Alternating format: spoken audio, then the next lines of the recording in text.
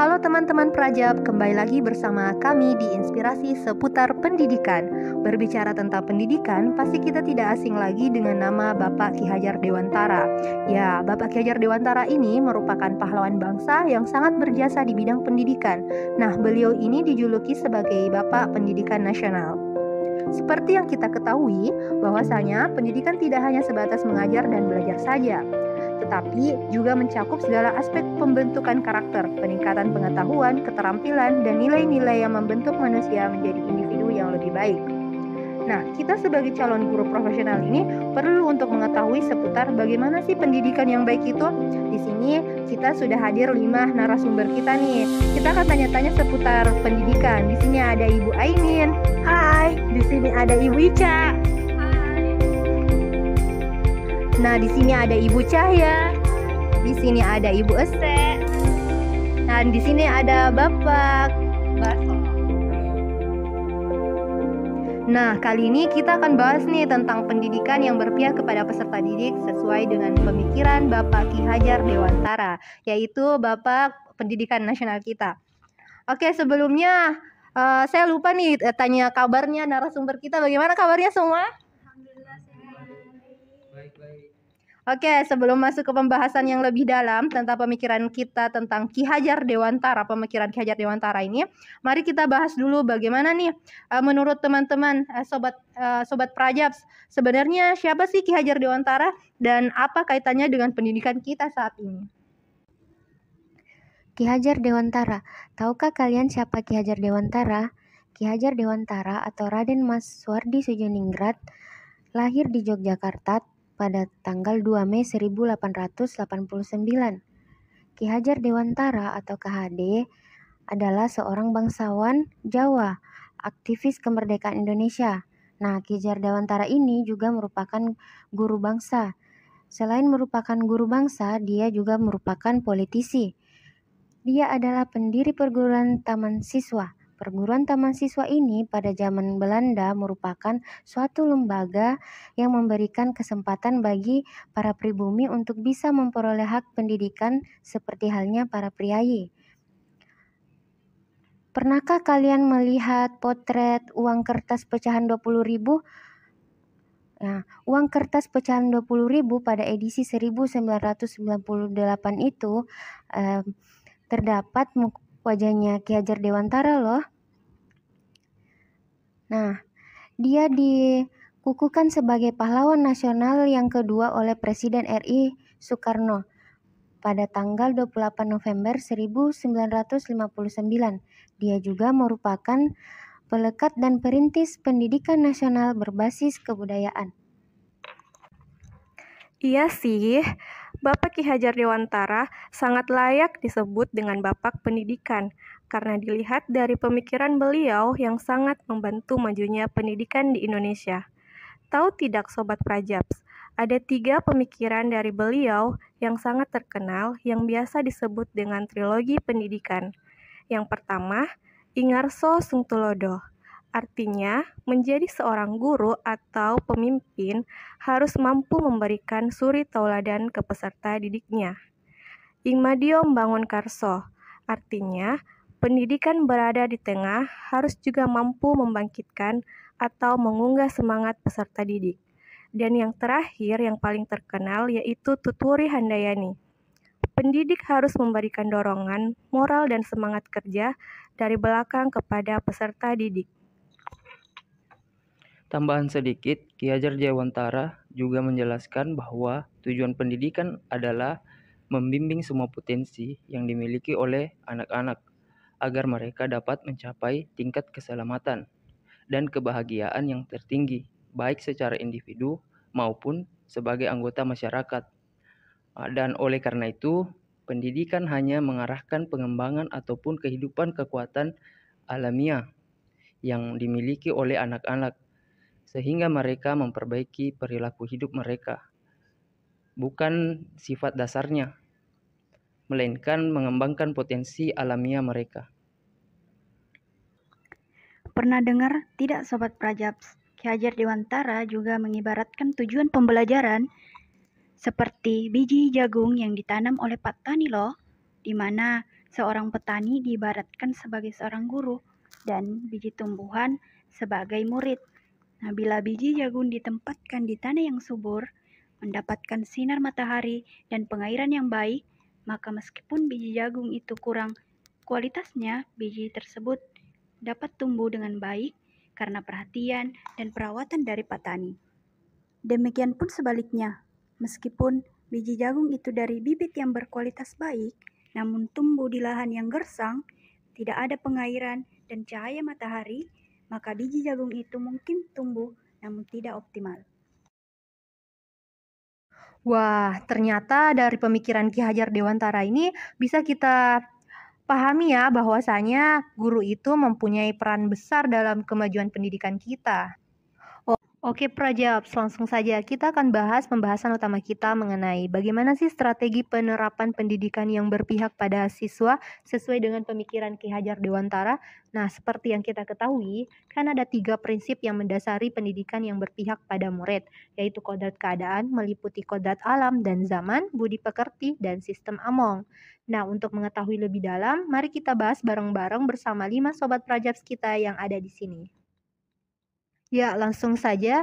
Pertanyaan pertama, menurut Anda atau menurut kalian ini, mengapa peserta didik perlu memperhatikan kodrat alam dan zaman? Nah, yang dimaksud dengan kodrat alam yaitu berkaitan dengan sifat dan bentuk lingkungan di mana murid itu berada. Misalkan murid yang di daerah pedesaan tentu mempunyai karakter yang berbeda dengan murid yang tinggal di perkotaan.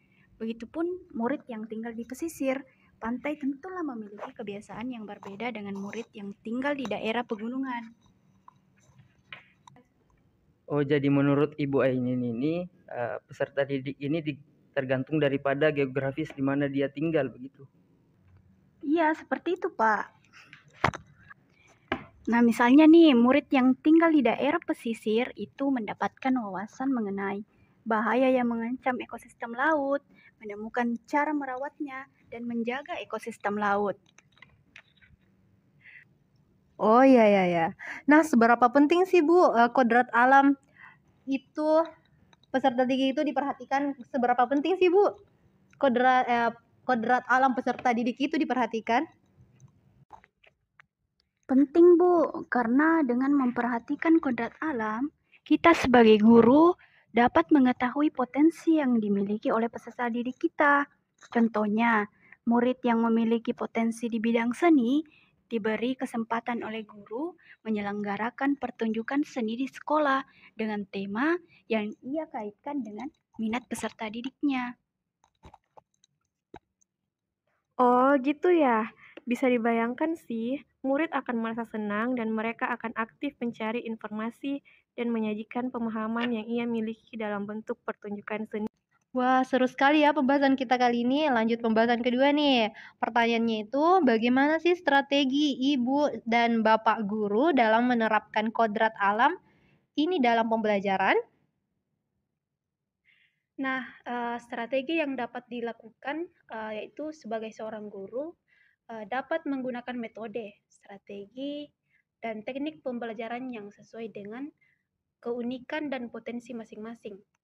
Nah, karakter tersebut dapat dilihat oleh guru melalui semacam pengamatan secara langsung di kelas, kemudian bisa melakukan wawancara kepada peserta didik atau orang tuanya untuk memperdalam pemahaman. Nah, kemudian bisa memberikan angket kepada peserta didik ataupun melalui pemberian asesmen diagnostik. Nah, itu kan tadi mengenai kodrat alam nih Bapak Ibu. Terus bagaimana sih dengan penerapan kodrat zaman yang berpihak oleh peserta didik yang Bapak Ibu ketahui? Seperti yang kita ketahui bahwa kodrat zaman adalah kekuatan, potensi, atau keadaan diri yang berubah sesuai dengan kondisi sosial, budaya masyarakat, atau perkembangan zaman. Ki Hajar Dewantara ingin mengingatkan kita untuk menuntun anak murid mencapai kekuatan-kekuatan kodratnya. Nah, seperti yang dikatakan oleh Ibu Ese bahwa Ki Hajar Dewantara ini mengingatkan kita untuk menuntun peserta didik sesuai dengan kodratnya. Nah, Sekarang kan kita ini berada di abad 21, di mana teknologi zaman sekarang ini semakin canggih. Di era perkembangan teknologi saat ini, atau biasa kita sering sebut dengan pendidikan abad 21 ini menekankan untuk menuntun anak memiliki keterampilan abad 21, uh, seperti berpikir kritis, kreatif dan kolaborasi, serta mampu berkomunikasi. Meskipun demikian, pengaruh global harus disaring dan diseleksi menggunakan kekuatan utama bangsa Indonesia, yaitu kearifan lokal, sosial, dan budaya. Agar pendidikan ini selaras dengan nilai-nilai kemanusiaan dan konteks sosial budaya yang ada di Indonesia. Maka cara mendidik pun harus sesuai dengan tuntutan zaman seperti yang dikatakan Ki Hajar Dewantara bahwa didiklah anak sesuai dengan kodrat alam dan kodrat zamannya. Nah, kemudian strategi penerapan kodrat zaman yang sesuai dengan keterampilan abad 21 yang berpihak pada peserta didik, yaitu guru dapat menggunakan model pembelajaran problem-based learning, yang dimana model ini dapat mencakup semua aspek keterampilan abad 21, yang dimulai dari aspek berpikir kritis, yaitu siswa dapat menyelesaikan masalah yang diberikan oleh guru. Kemudian untuk meningkatkan kreatif dan kolaborasinya, siswa dapat mengerjakan LKPD atau berdiskusi dengan teman kelasnya. Nah, dari hasil pengerjaan diskusi atau LKPD ini, siswa dapat mengkomunikasikan dengan melalui presentase di depan kelas. Nah, bagaimana Bu? Apakah ada model lain selain model pembelajaran based learning tadi yang Ibu paparkan yang bisa diterapkan oleh guru, Ibu? Ya, tentu saja ada banyak model yang bisa digunakan Bapak Ibu, seperti model project based learning dan juga inquiry. Nah, selanjutnya kita beralih ke konsep kedua nih, yaitu budi pekerti. Berbicara tentang budi pekerti, apa sih yang Bapak Ibu tahu sebagai calon guru profesional ini tentang budi pekerti menurut perspektif Ki Hajar Dewantara? Jadi, secara umum, tujuan dari pendidikan budi pekerti itu adalah untuk membentuk pribadi anak supaya menjadi manusia yang baik, warga masyarakat, dan warga negara yang baik. Indikator manusia yang baik bagi suatu masyarakat atau bangsa tentunya didasarkan atas nilai-nilai sosial tertentu yang banyak dipengaruhi oleh budaya masyarakat atau bangsa tersebut. Oh, jadi hakikat pendidikan budi pekerti dalam konteks pendidikan di Indonesia itu adalah pendidikan nilai-nilai luhur yang bersumber dari budaya bangsa Indonesia itu sendiri ya. Iya, Pak, seperti itu. Oke, baik. Dari pembahasan tersebut, bagaimana sih implementasi strategi pendidikan budi pekerti dalam kegiatan sehari-hari di sekolah? Bagaimana nih menurut Bapak Ibu? Mungkin bisa ditanggapi. Nah, cara yang dapat kita lakukan sebagai seorang guru itu melalui keteladanan. Keteladanan ini bagaimana seorang guru memberikan contoh yang baik kepada peserta didik. Misalnya dengan memberikan contoh membuang sampah pada tempatnya. Nah, boleh juga nih Bu melalui kegiatan rutin. Nah, kegiatan rutin yang dimaksud di sini yaitu kegiatan yang dilakukan oleh peserta didik secara terus-menerus dan konsisten setiap saat. Seperti contoh, kegiatan ini adalah berbaris sebelum masuk ruang kelas, mengajarkan budaya antri, berdoa sebelum dan sesudah kegiatan pembelajaran, kemudian mengucapkan salam bila bertemu dengan guru ataupun temannya, dan juga bisa melalui membersihkan ruangan tempat belajar. Nah, selanjutnya kita beralih ke konsep terakhir, yaitu sistem Among yang digagas Ki Hajar Dewantara. Berbicara mengenai sistem Among, apa sih yang Bapak Ibu ketahui mengenai sistem Among ini? Berbicara tentang sistem Among adalah sebuah gagasan yang sangat berharga dari Ki Hajar Dewantara. Konsep ini mencerminkan kearifan lokal dengan tujuan untuk memajukan pendidikan di Indonesia. Berdasarkan informasi yang saya dapat, Ki Hajar Dewantara memiliki konsep tentang tripusat pendidikan yang meliputi pendidikan di 3 lingkungan hidup, yaitu keluarga, perguruan, dan masyarakat. Benar sekali. Sistem Among didasarkan pada prinsip ASI, ASAH, dan ASU yang menekankan pentingnya cinta dan dedikasi dalam pendidikan. Prinsip ini juga menggarisbawahi pentingnya kodrat alam dan kemerdekaan dalam pengembangan potensi anak didik. Selain itu, Ki Hajar Dewantara juga memiliki konsep tentang metode Among yang merupakan metode pendidikan yang berjiwa kekeluargaan. Melalui filosofi Ki Hajar Dewantara, Asa Asi Asuh menciptakan landasan mendalam membentuk karakteristik peserta didik. Anak-anak tumbuh dan hidup sesuai dengan kodratnya sendiri. Asa menjadi mendidik.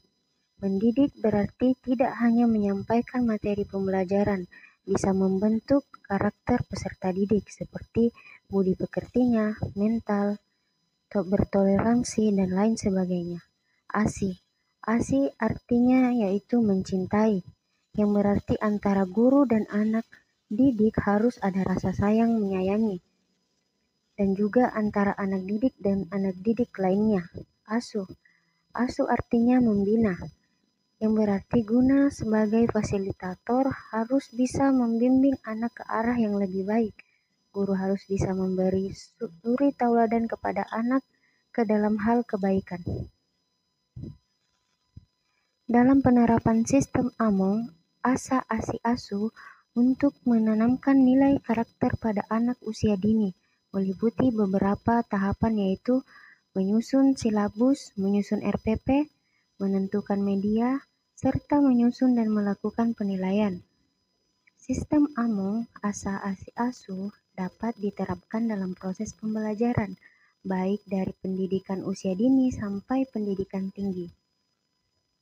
Dalam sistem Among sesuai dengan teori belajar humanisme, di mana sebuah proses pembelajaran memanusiakan manusia dan peran masing-masing guru dan anak dalam membangun pengetahuan. Sistem Among Asa Asi Asuh tidak hanya digunakan untuk menanamkan nilai karakter saja, tetapi dapat digunakan untuk membangun pengetahuan sehingga akan tercapai generasi bangsa yang memiliki kecerdasan spiritual atau religius, emosional, dan intelektual. Lain sisi, seperti yang disebutkan sebelumnya, sistem Among bukan hanya sekedar sebuah metode pendidikan, tapi juga mencerminkan filosofi hidup yang mengembangkan aspek kemanusiaan dan kekeluargaan.